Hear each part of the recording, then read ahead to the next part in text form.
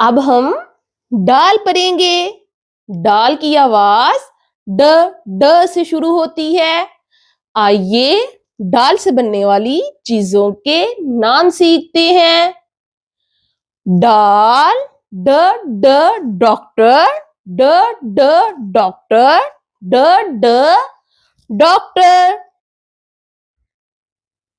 ڈال ڈ ڈ ڈول ڈ ڈ ڈول ڈ ڈ ڈول.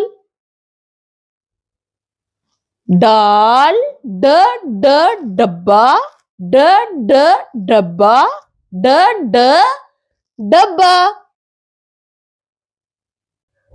تو پیارے بچوں کیا آپ نے غور کیا؟ ڈاکٹر، ڈول، ڈبا، ان کی آواز ڈ سے شروع ہوتی ہے.